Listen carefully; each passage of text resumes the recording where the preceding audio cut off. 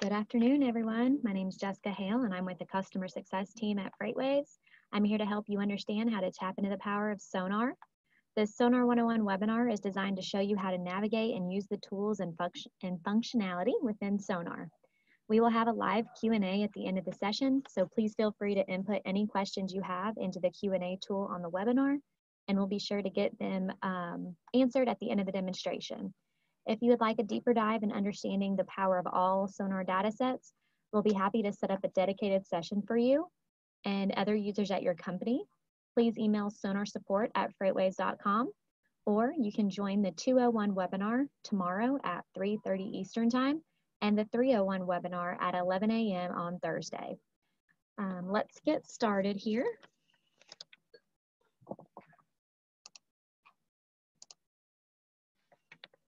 All right, when you very first log into SONAR, it will take you to Global Pages. The Global Pages is all updated by FreightWaves employees. So these are data sets that are new and a major event that happens or anything that we wish for you guys to view. If you want to customize them, look at specific data sets, or create like a dashboard page around a specific market, you need to do so down here in the bottom left where it says My Pages. My Pages is a great way to stay organized in the platform, and you can do that by creating, like I said, customer pages, market-focused pages, or be very simple, adding just specific data sets that you want to keep tabs on and not have to build them every single time. It's very simple to build a page. All you do is go down to the bottom left-hand corner where it says Edit Pages. A blue plus sign that says Add Page will pop up. And when you click on this, it will ask you to name your page. I'm just going to name it SONAR 101, but this is where, like I said, to stay organized, you can name it around a specific market, customer, data set, or a widget that you are wanting to look at.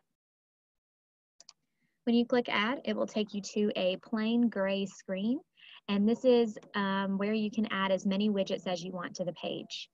When you add widgets to the page, it automatically saves. So whatever the very last thing that you do on the page, that is what saves. So if you accidentally delete something, you will need to go back in and re-add it for it to save for the next time you log in. Before I get into adding widgets onto the page, I want to go over a couple of our features up in the top right-hand corner. The first one is our double bubble. Our double bubble is our moderated chat. This is where you can communicate with market experts, customer success, our data team. You can ask any type of questions around data sets, topics that are going on in the market, anything at all. That's what this platform is for. As you can see, we have Daniel Pickett on here. He is Chief of Data Science. And then we also have users that have numbers. These are users of the SONAR platform. Could be somebody in your own organization or somebody that is with another company.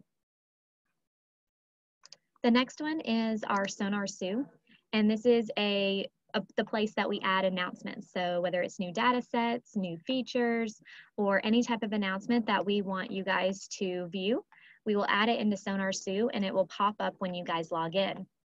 If you want to view past releases, there are numbers down at the bottom where you can go through and read those.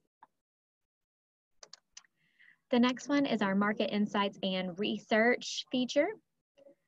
This is where it houses all of our daily watch, market insights, deep dives, and our research papers. This is a great tool to provide context to the data that you're looking at. Our daily watch comes out every single day. It is uploaded in here every single day. We have research papers that come out about once a week or so. These are in-depth about specific topics, usually between 20 and 60 pages. We have a whole team dedicated to this. It's great information that you can't find anywhere else. As you can see, you can click the preview button on the research paper or daily watch that you want to view. You can download it, print it out, share it with others in your office, all right here within SONAR. and is a part of your SONAR subscription. The next is our My SONAR tools, and this is where you can bring your data into SONAR, into the SONAR platform. My Custom Indices is all about you uploading your tender information into the platform, so your volumes and your rejections, and you can compare them to SONAR's OTVI, outbound tender volume, or rejections as well. My Map Layers is where you can add custom locations onto a map, so you can pinpoint exactly where that location falls within a market. You can also add other data sets underneath it, and you can view what customers are affected by high amounts of volume or high amounts of tender rejections. I'll get into that a little bit more when we go to the map.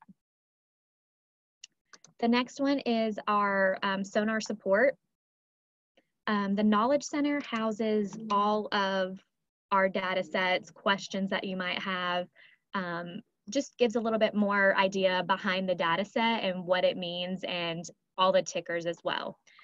Getting started is very simple, basic navigation, adding your widgets to the pages, creating a My Page, while Indices by SONAR category is what digs in deep to the data that you're looking for.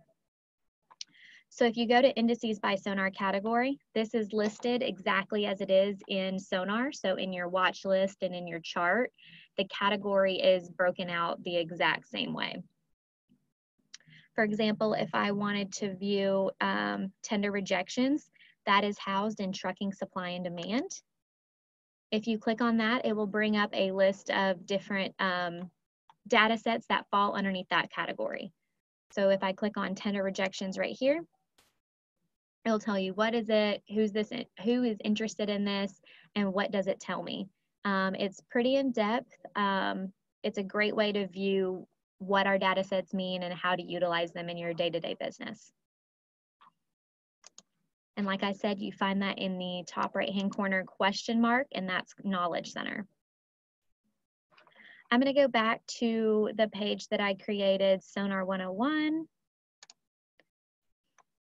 And I did want to point out there is a couple ways that you can make pages and share them with your organization or other SONAR logins.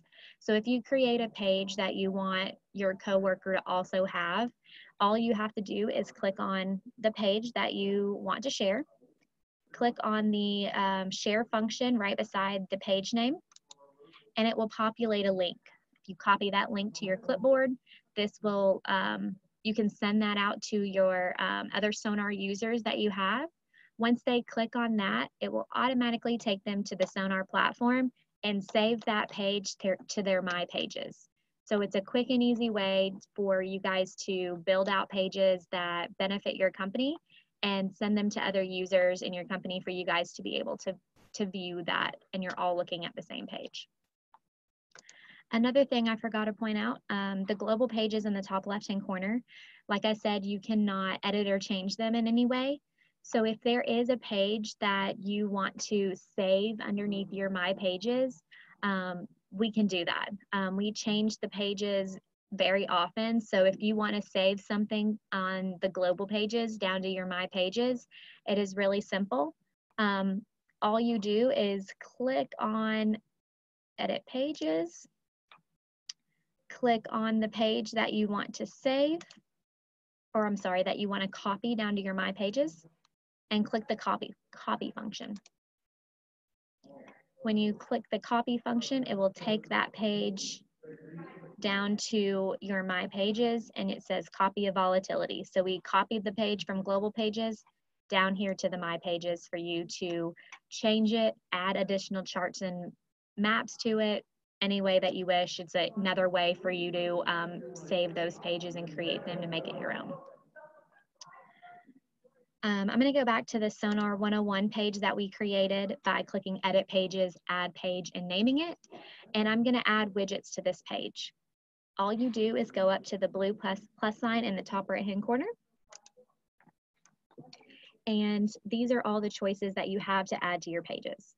We have the news widgets, RSS news feeds, social media flash content, and our calendar. Our chart, our 6 different watch lists, a map, our video library, and our most volatile markets widget. Like I said, you can add as many as you wish to the page and it will automatically save. So there's no save button or anything like that. It's the very last thing that you do. That's what automatically saves. The first one I'm going to go over is the news widgets. So I'm going to click on the RSS newsfeed widget. And when you click on that, it will give you a list of categories that you can choose from. And it also will allow you to enable a scrolling mode for the RSS feeds. So you can click on the categories that you want to view, enable the scrolling mode, and click Save.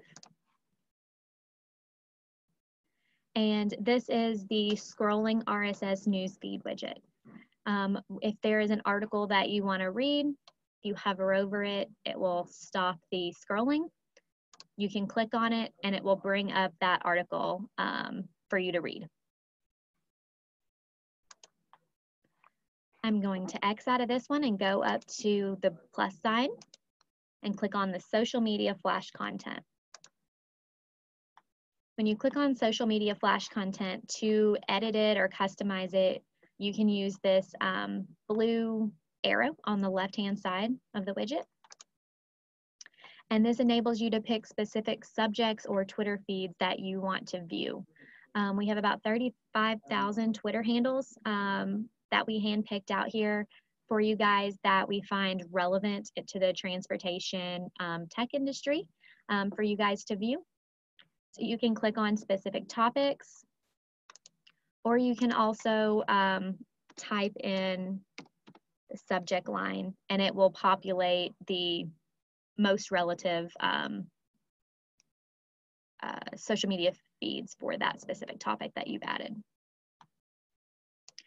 I'm going to go back to this blue arrow, click on a couple subjects that we have here, and then show down here in the settings where you can actually do this on a scrolling mode as well. So if you click the settings gear, turn on the scrolling mode and click Save, this will also view on a scrolling mode for the topics that you specifically chose. You can do the same thing by hovering over. It will stop the scroll and you can click on it and it will populate the Twitter feed that you wanted to see. I am going to X out of the social media flash content and I'm going to go back up to the blue plus sign and click on calendar. On our calendar, you can upload or you can add holidays or FreightWaves news onto the calendar. Click Save. And the calendar will populate FreightWaves articles and the holidays on the specific day. So holidays obviously are on the day of the holiday, and the articles are on the day that they're published. So you can go back in the calendar and look at the specific day that you want to view and all the articles that were published on that specific day. I'm going to X out of the calendar widget. And I'm going to skip down a couple and start with the map. The map widget originally comes up blank when you first click on it. And it is broken out by our 135 markets that are broken out by 3-digit zip codes. To customize the map to the way that you want to view data or weather, it's over here on the left-hand side with our 7 tabs. The first tab is the date. It automatically defaults to today's date, but you can look at historical data. So you can choose any date in the past that you want, bring up a popular data set that you want to view, and it will show you the data on that specific day. The second tab is our map layer. So you can toggle the satellite view on and off. And you can also add customer locations onto the map underneath the map layer tab. As you can see, Pilot and Flying J locations are added on here to view. And you can zoom in and see what locations are in specific markets. So this is important for you to see obviously where they lie within the market. You can also add specific data sets underneath here to view what specific locations are affected by maybe a high rejection rate, maybe a lot of volume. You can add any data set underneath this that you want. It's a great way to talk to your customers, talk to your customers about what's going on in the market, identifying those pain points, or also identifying customer potential as well. If you click on this, you can view the actual address of the specific location that you're clicking on. And you can also add a note function or a note feature to each specific location as well. You can name it around the hours of operation, a person's contact name, anything that you want to add, you can do so for each individual location. To add your custom locations, all you do is click on this blue pencil, and it will take you to an Excel file template that we do have, where all you do is add the name, the address, and the note that you wish to populate in that specific location. I'm just going to quickly go to the freight data tab and show you what that looks like underneath outbound tender rejection rates, just so you can have a little bit of context to that. So what you're looking at is the outbound tender rejection rate. The darker the blue, the higher their percent of rejections. So if you were to look in the Little Rock market right now at a 16% rejection rate, you can see 4 customers lie within that specific market. Okay. I'm going to come back to the freight data tab in just a second. I'm going to shut off the map layers. Go back to the freight data tab. So the freight data tab is has multiple different granularity levels. So if you click right here, you can see the US markets, Canadian markets, PAD markets, US states, and US regions. You can pick which granularity level that you want to view. The markets is what it is defaulted to. It's the most granular that we do have, but you can change it and look at the data sets that are available for each individual granularity. It's very simple. You have to make sure your Core Plus settings are turned on to view the freight data. And you can click on the Core Plus index and scroll through all the data sets that are available. Once you get a little bit familiar with the data sets, you can start to type them in and they will populate as well. For example, this is the head haul index. The head haul index is the difference between outbound tender volume and inbound tender volume. So this is why the map is 2 different colors, because it is showing a positive and a negative number. We will get more into the data on 201 tomorrow at 3:30 Eastern time. But if you have any questions, please feel free to reach out to your customer success manager. Or you can add the Q&A at the end of the session. The next is our SONAR Analytic Market Volatility. I'm going to turn that on right here, very similar to the Core Plus, and you can view the 4 different volatility indexes that we do have: outbound volume, outbound rejection, head haul, and tender lead time. And this is showing volatility on a specific day. So you can click on any one of these and it will populate the volatility, whether it has a strong increase in volatility or a strong decrease in volatility. We also have this available in an actual widget, but you can view it on the map as well. The next one is our rail data. And when you turn it on, it will populate all of the rail lines, as you can see below. You can also take out some of the rail lines if they do not pertain to you or you do not need them for any reason. And you can zoom in to see where it lies, where the railheads lie, and you can also add data sets on top of this as well.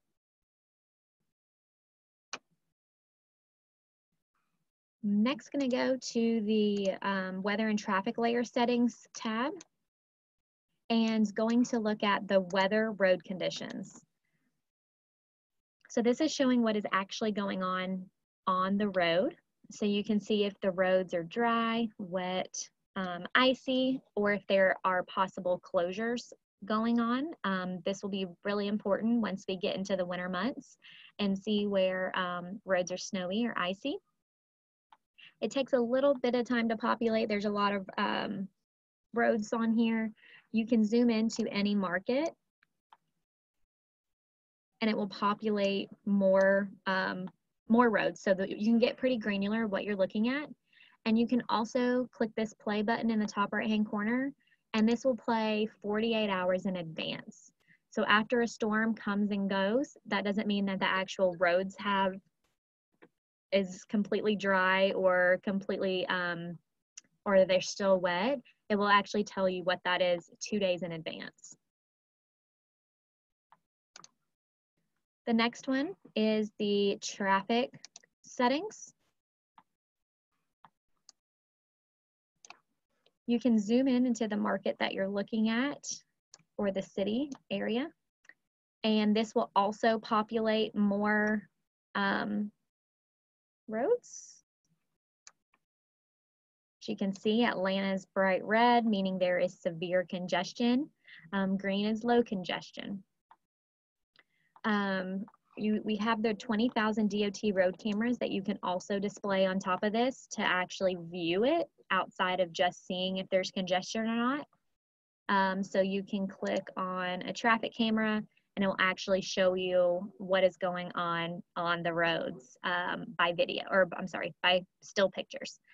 This is updated every 10 minutes. So if the DOT has updated it on their end, we will get an update every 10 minutes. Like I said, this is 20,000 DOT road cameras that we have all over. You can zoom in even more granularly. And in the top right-hand corner, you can click redo camera search and more cameras will populate.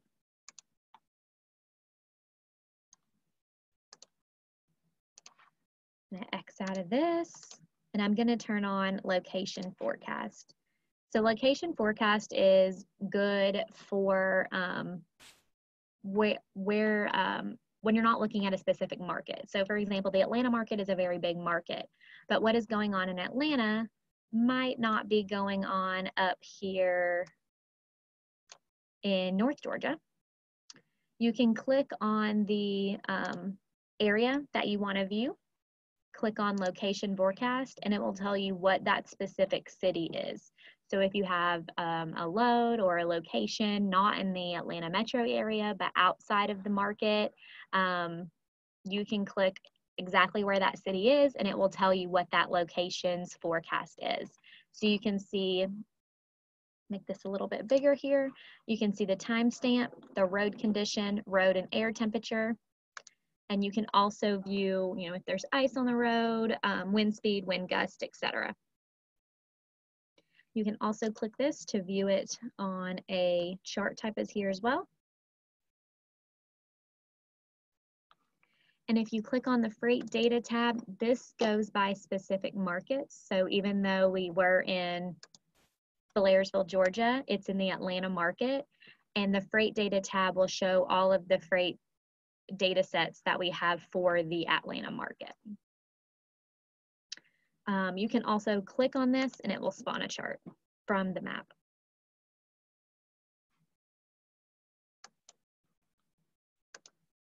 The last thing on the map is I'm going to talk about our Critical Events Center, which is the very last tab we have down at the bottom.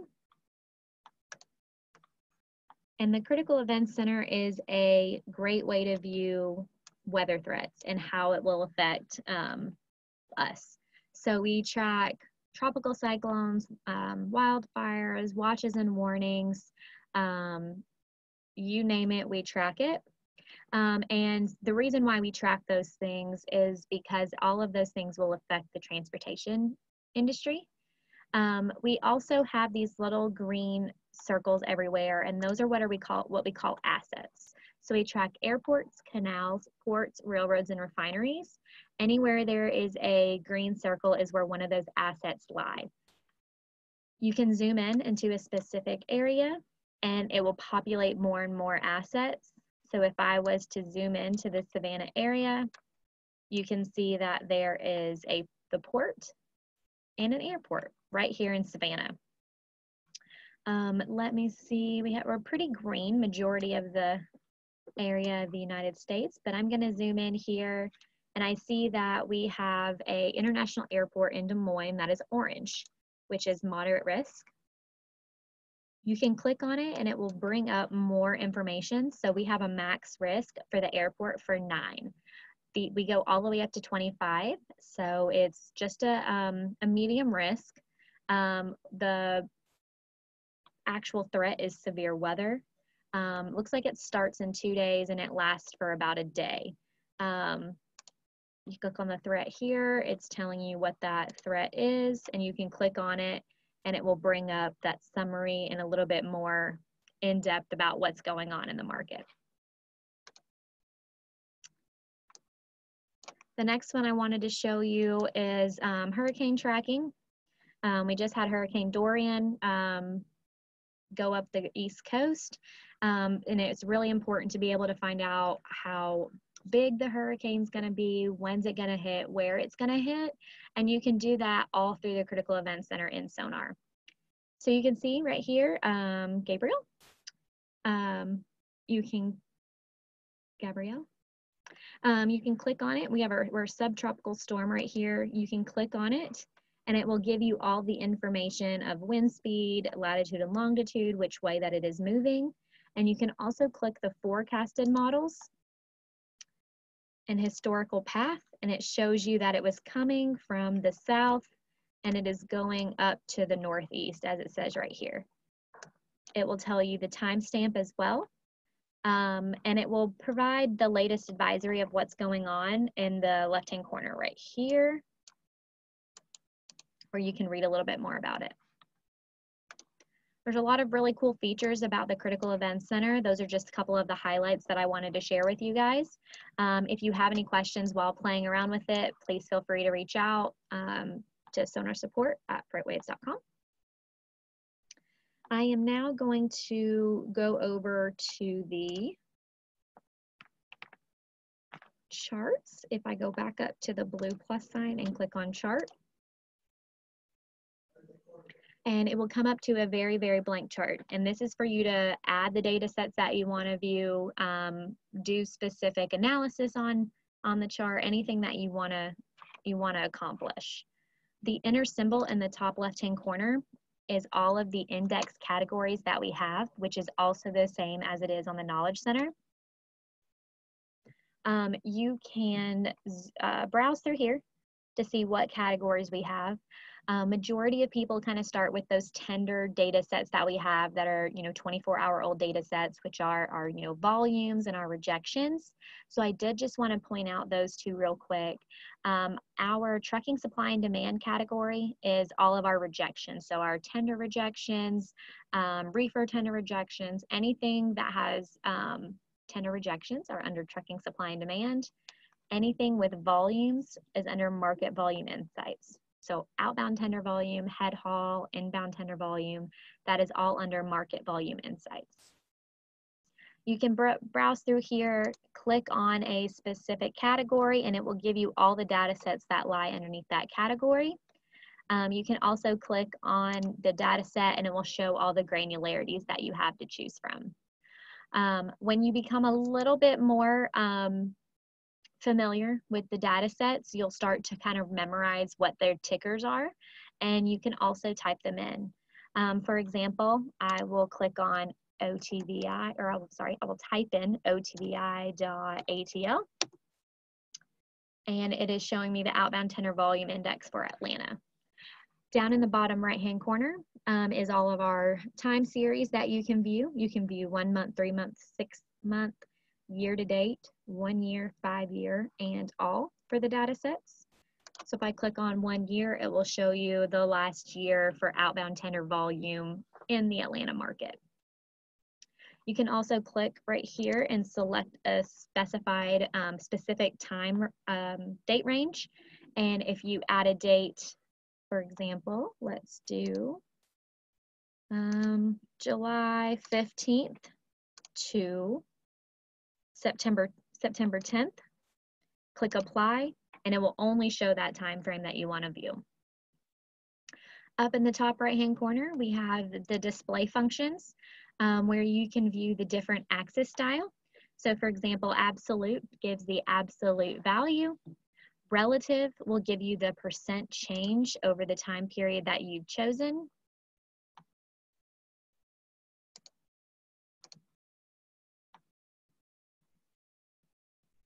Okay, let's try to back this out here.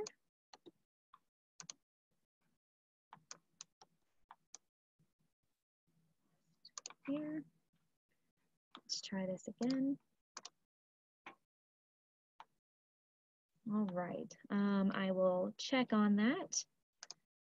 The last one we have is our dual axis. Our dual axis is meant for comparing.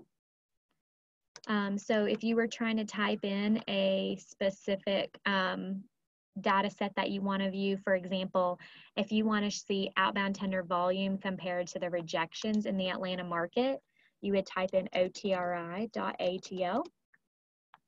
Outbound tender rejections for ATL is measured in a percentage, while outbound tender volume is an index. So to view those relative to each other, you need to click on the display and click on dual. And this will give you a double y-axis. We also have a seasonality measure, and this will show year over year kind of stacked up on top of each other. So I am going to X out of the compare, go to display, and click on seasonality. Click on full year, and that will give you outbound tender volume for Atlanta of last year versus outbound tender volume for Atlanta this year. So blue is this year, while the orange color is from last year. So you can see kind of how they stack up and compare year over year. The next thing under display is the different chart styles we have. So we do have, the candle, the bar, the mountain is what I'm currently using. You can also click on line, very similar. And baseline is another very familiar one that people like to use as well. So the green is obviously over the baseline and red is below the baseline.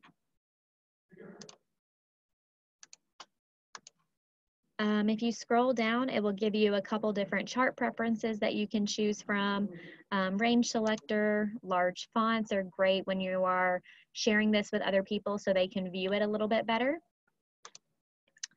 We also have a theme that you can choose from. So the day theme is more white. The night theme is obviously darker. And you can create your own by clicking on new theme, changing the colors that you want to view, changing the background, the text, all of that. You can name it whatever you wish and click save, and it will populate down here underneath themes. The studies has all different studies from moving averages, standard deviation, RSI. You can view these all underneath the studies. If you have any questions about that, please reach out to sonarsupport@freightwaves.com and we'll make sure we schedule a separate session for you all.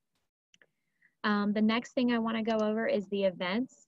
So you can turn on events, and this will populate FreightWaves news articles on the specific day that it is published, but it shows it on a chart. So you can see when we have maybe increases or decreases, it will, you can click on that article and see if the article is related to that specific ticker. So only be on an article if it has, the article will only show on the chart if it has that ticker mentioned in the article. So it's a great way to kind of see what's going on in the market by also reading the context behind it as well. The next thing is we have the crosshair that you can choose to use on the chart. We have the info, which also shows the day that you're looking at and what the value was on that specific day. And we also have the draw function. The draw function provides multiple tools that you can use to see when there's been increases, decreases, whether you want to call something out. All you do is select tool, and you can view all of the tools that we have to choose. For example, if you wanted to look at it, do a trend line from maybe a low point to a high point. This is saying over the last 7 days in that time frame, you know, an increase of obviously 17%, which is 64 points. You can do this as well as creating call outs as well. Type in whatever you wish and click save. And you can also undo any of these as well.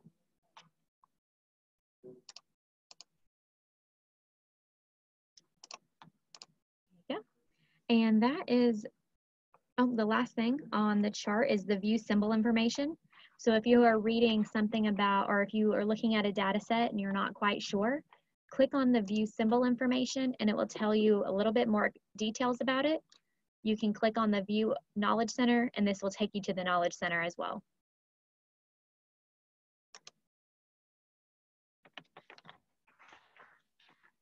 All right, the next one we are going to go to is the watch list. So we have 6 different watch lists that you can choose from. The standard, heat map, tree map, scrolling ticker, market table, and gauge chart. So I'm going to click on just the top, the watch list, and you build them all very much the same. You click on manage symbols, and it will give you 3 different ways that you can add symbols to a watch list. Browse is where, very similar to the chart, we have the categories and the data sets fall underneath the specific categories. Search is where, if you are familiar with the indices that you want to view, you can just type it in and it will populate. An existing list is where you can view the list that you've created in the past, or you can look at default symbol lists that we've already created for you. For example, I will just go to the browse and I will go to trucking supply and demand, which houses all of our rejection data, and look at outbound tender reject index for all of our X markets. Click add selected items, click done, and name the watch list that you're viewing. I'm going to view it, or I'm sorry, I'm going to name it OTRI. I'm going to first look at standard watch list and I'm going to click save. When you click save, you can filter this any way that you want. You can sort it by city. You can filter it, sort it by value, percent change, or actual change. You can also click the 3 buttons on the right-hand side and add any additional data sets, or I'm sorry, any additional Z-score, 52-week high, 52-week low, anything underneath that list you can also add. The filter button right here allows you to filter it by value, whether it's greater or less than a specific number. So if I wanted to look at greater than 3 and click apply, it will show me the markets that have rejection rates higher than 3%. You can also do it by change or percent change as well. I'm going to go back to the edit symbol and click on heat map list. Heat map list is just the same, except it's color coded. Bright green means an increase, bright red means a decrease. So the brighter the shade, the higher the swing of increase or decrease. And you can do the very same thing. Click on the 3 dots, add additional views right here, or you can also filter as well. I'm going to go back to edit and show you a tree map. Tree map is read from the top left to the bottom right. So the top left is the highest value. The bottom right is the lowest value. So you can see Bismarck and Fargo are up in the top left-hand corner. Bismarck has a 35% rejection rate.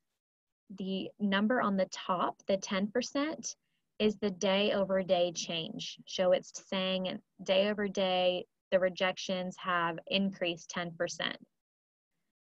This is a great way to view groupings. So as you can see, a lot of these over here on the high end are in the Midwest area, when a lot of these down here in the bottom are going to California, so going to the West Coast. So this is a good way to kind of understand the carrier's willingness to accept freight to a given market. And it's a good way to show the different size of the value by how big or small the box is, and the colors indicate the change, so the percent change day over day. If you want to look at the percent change over the last 2 weeks or a month, you can change that by the top left-hand corner. And now this will show you the change over the last 2 weeks. You can also click on any of these and it will spawn a chart. And you can also filter the same way. You can click on value, click on greater than, anything over 9%, click apply, and it will shrink it down to any market that has a 9% or higher rejection rate. I'm going to go back in here and show you the scrolling ticker. Click save. Very similar to the news feed, you can hover over it, click on it, and it will spawn a chart.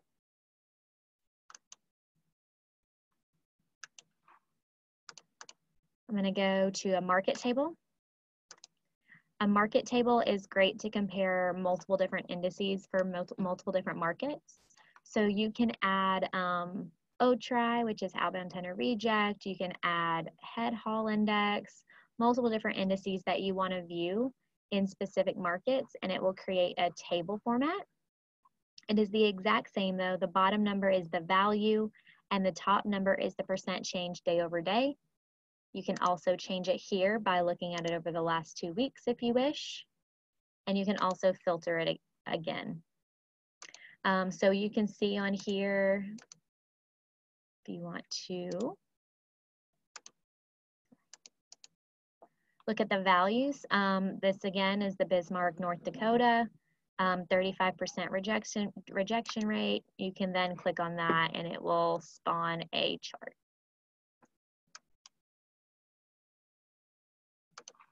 The last one we're going to view on here is the gauge chart. The gauge chart is a really cool way to view the data. The number on the left-hand side is the 52-week low. The number on the right-hand side is the 52-week high. The number in the middle is the current value. So the higher the number gets to that 52-week high, the gauge will fill up and turn green. You can also sort the gauge chart by value, 52-week high, 52-week low, and you can also filter it the same way. The next one I'm going to go over is our video library. It houses all of our instructional videos, FreightWaves Now. It houses, let's see, our past events that you want to view. So all of this you can view all within SONAR. You can just have to click on the video widget and you can click on any video that you want to look at. The last one is our most volatile markets widget. You can click on only specific markets you want to view, or you can click on all of them. In the bottom, it says table output options. You can show selected markets, or you can show markets that only have volatility. And you can click save. And it will show all the markets on the left-hand side that have volatility. And on the top right are all of the indices that we currently have to view volatility in: outbound volume, outbound rejection, head haul, and tender lead time. This is very similar to the watch list. The bottom number is the value, and the top number is the percent change week over week. And the only time there is a colored box is if it shows volatility within that goes out of its normal for that specific market and that specific indice. So you will see the high highs and the low lows when you are looking at the volatility. The green, it has to hit certain thresholds. So we have a moderate increase and a strong increase, a moderate decrease, and a strong decrease. So it has to hit specific thresholds that we have for it to show that. And the brighter the color, the stronger that volatility is. So if you wanted to click right here, outbound volatility, volume volatility for Atlanta market, it's showing a strong increase. You can click on that and it will bring you up a chart showing that strong volatility and that increase in volume. As you can see that it kind of shot up right there, that is a high. So this is what this tool is for, is to show you those volatile movements and for you to be able to act on them without having to do the legwork and figure it out yourself.